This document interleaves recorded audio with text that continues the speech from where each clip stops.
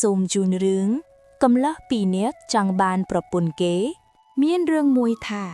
មានបុរសម្នាក់មានប្រពន្ធល្អទើបតែរៀបការថ្មីបណ្ដាគ្នាទៅស៊ូញាតិមានកំឡោះពីរនាក់បានឃើញក៏ស្រឡាញ់ចង់បានវាគិតថាយើងធ្វើដូចមិនអិចនឹងបានចៅម្នាក់ឆ្លើយថាងាយទេឯងគិតតែរកខ្ចីរទេះគោមកបប៉ុន្តែឯងមិនស្គាល់អញបើអញសួរឯងកុំប្រាប់ថារទេះចូលឯងប្រាប់ថាចន្ទោលថានឹមទៅវិញទើបកំឡោះម្នាក់ទៅខ្ចីរទេះគេមកបឲ្យជួបនឹងបុរសបណ្ដើប្រពន្ធនោះដើរមកដល់ក៏កំឡោះម្នាក់នោះវាសួរថាណែអ្នកអញ្ជើញមកឯងឈប់និយាយគ្នាលេងបន្តិចសិនបុរសការប្រពន្ធថ្មីក៏ចូលទៅអង្គុយលេងលុកកំឡោះម្នាក់បរទេះមកដល់វាធ្វើជាសួរថានេះហៅអ្វីអ្នកបុរសប្តីប្រពន្ធឆ្លើយប្រាប់ថាគេហៅរទេះមែនឬអ្នកបុរសនោះថាមែនបើមិនមែនអ្នកហ៊ានភ្នាល់នឹងគ្រាមទេបុរសនោះសួរថាអ្នកឯងមានទ្រព្យអ្វីភ្នាល់នឹងយើងកំឡោះនោះថាបើខ្ញុំចាន់ខ្ញុំនៅជាខ្ញុំអ្នកបើខ្ញុំឈ្នះសុំតែប្រពន្ធអ្នកបុរសនោះគិតថាប្រកាសជាគេហៅរទេះមែននឹងខ្លាចអ្វីក៏ព្រមភ្នាល់នឹងគេទៅទើបកំឡោះដែលឈរសួរទៅអ្នកបរទេះចង្អុលទៅសួរទៅចន្ទោលកំឡោះអ្នកបរទេះប្រាប់ថានេះគេហៅចន្ទោលចង្អុលសួរទៅនឹមថានេះគេហៅនឹមនេះគេហៅទូកនេះគេហៅត្រាយនេះគេហៅប្រែកនេះគេហៅកង់នេះគេហៅថ្នងកង់នេះគេហៅត្រពងដល់ឆ្លើយរួចសពគ្រប់កំឡោះនោះសួរទៅបុរសជាប្តីថា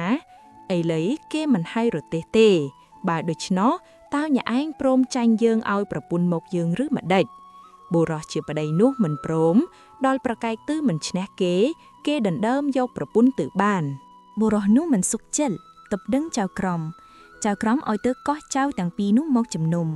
កំឡោះទាំងពីរនាក់នោះវាសុកចៅក្រមកាត់សេចក្តីថាត្រូវចាញ់គេហើយត្រឹមឲ្យប្រពន្ធទៅគេហើយបុរសនោះខឹងណាស់ត្បិតគេយកប្រពន្ធទៅបានដើរផងយំផង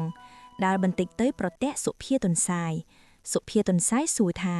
ថ្វីបានជាយំបងបុរសនោះប្រាប់តាមដំណើរសពគ្រប់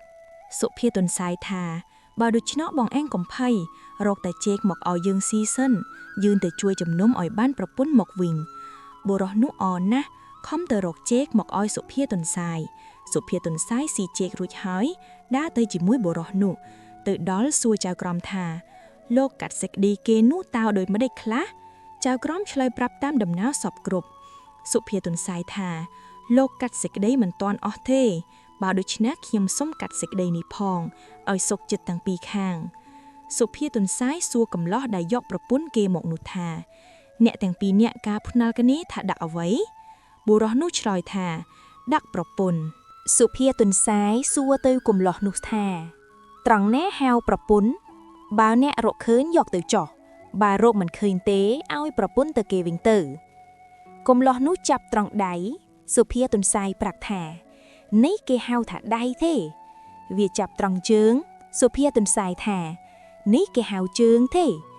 វាចាប់ត្រង់នេះក៏ថាមិនមែនត្រង់នោះក៏ថាមិនមែនហើយប្រាប់ថារួមទាំងអស់គ្នាទៅគេហៅប្រពន្ធឯរទេះក៏ដូចគ្នាគឺគេហៅជន្ទួលនឹមទូក